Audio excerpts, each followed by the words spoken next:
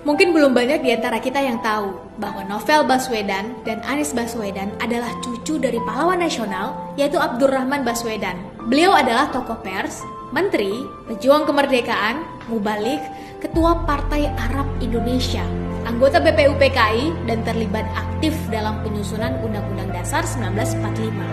Beliau termasuk ke dalam tim delegasi Indonesia yang dipimpin oleh Kiai Haji Agus Salim dalam rangka mencari dukungan diplomatik dari negara-negara Liga Arab tahun 1947. Salah satu jasa terbesar beliau adalah ketika beliau ditugaskan oleh Kiai Haji Agus Salim untuk pulang seorang diri ke Indonesia, menyelamatkan dokumen maha penting, yaitu dokumen pengakuan kedaulatan Indonesia dari Mesir, agar bisa diantarkan secara langsung kepada Presiden Soekarno di Yogyakarta.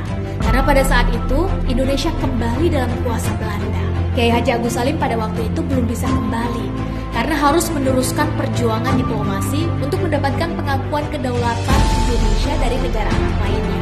Perlu kita semua ketahui, upaya kedatangan delegasi Indonesia ke Mesir untuk mencari dukungan dari Liga Arab itu selalu mendapatkan rintangan dari Belanda dan sekutunya. Mulai dari kedatangan, sesampainya di sana, sampai pada waktu pemulangan. Protes besar dilakukan oleh duta Belanda di Mesir, namun Mesir tak bergeming, sehingga perjalanan pulang AR Baswedan bisa dikatakan sebagai misi berani mati.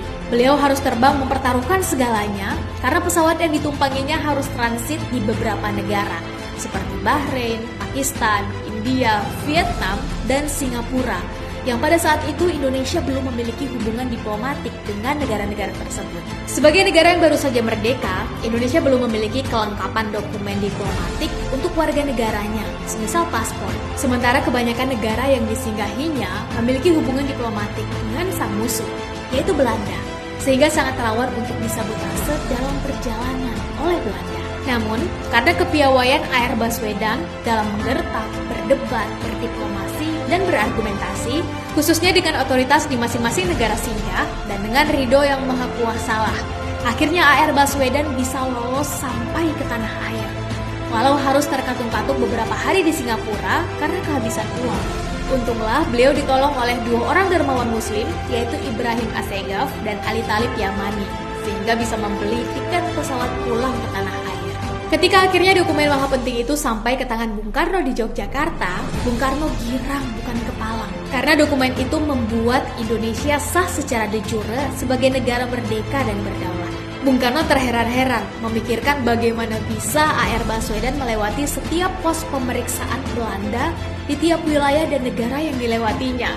Bung Karno bertanya, bagaimana kok bisa begitu saudara Baswedan? AR Baswedan menjawab, untung.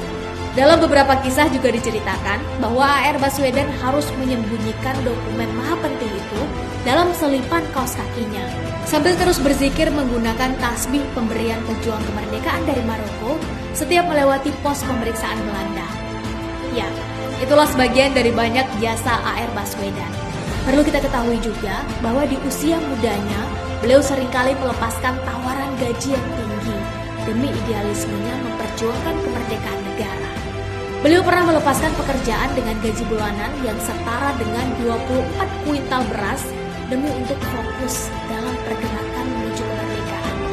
Oleh karena itu, tidak aneh, meski beliau pernah menduduki beberapa jabatan tinggi seperti menteri, namun tatkala beliau meninggal, beliau tidak mewariskan rumah untuk diwariskan kepada 11 anaknya. Karena memang hidup beliau tinggal di rumah yang dipinjamkan oleh kawannya. Beliau justru meninggal dengan mewariskan 5.000 buah koleksi buku dengan berbagai judul dan tema. Buku-buku yang semasa hidupnya menjadi teman sekaligus nutrisi dalam perjuangannya. Seolah itu memberi sinyal bagi keturunannya dan kita semua.